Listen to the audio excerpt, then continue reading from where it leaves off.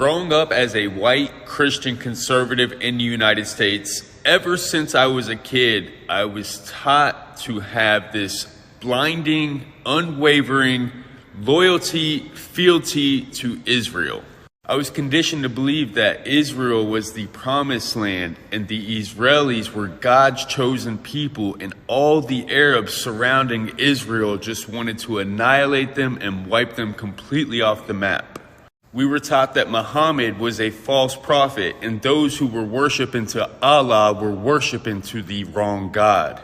And we were taught that we were supposed to pledge allegiance to the United States, support the American military and their endeavors all across the world, but especially in the Middle East, and their support for Israel. We were supposed to back that no matter what.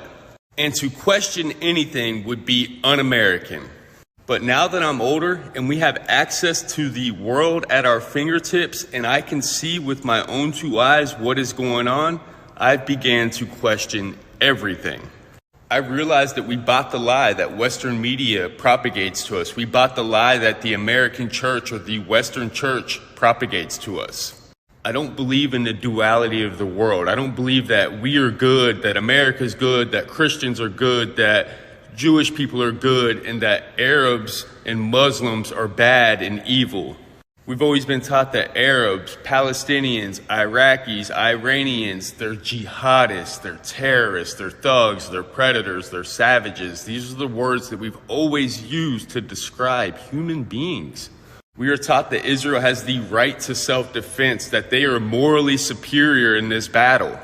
But I now realize that he who controls the media controls the masses, and Israel has the power to not only control the narrative, but to control the way that the war is fought.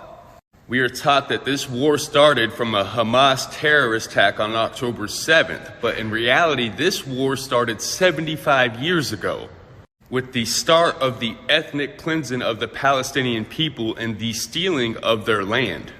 One thing I've learned about the U.S. and other imperialist and colonizing nations is that they love to put their foot on other people's neck and then act shocked when they fight back. Any nation that tries to employ a system other than the United States capitalistic system, we will automatically cut them off, sanction them, put our foot on their neck, don't give them access to the U.S. economy and the rest of the world, and then we will look at them and say, look, they failed. That doesn't work. Their system doesn't work. And we're supposedly the wealthiest nation in the world, but we've got millions in prison. We've got millions on the street homeless. We got millions without health care. And we say to the rest of the world that we're morally superior and our system's the best. And when our own people begin to question it and speak out against it, we are told that we are unpatriotic and un-American, and if we don't like it, go to those other countries whose system doesn't work because America has her foot on their neck.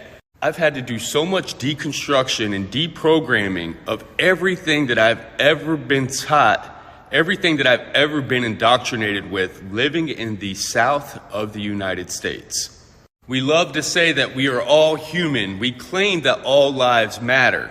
Yet we're still supporting the bombing of innocent civilians. I've said it since day one, and I'll say it again. I will always stand on the side of the oppressed and free Palestine.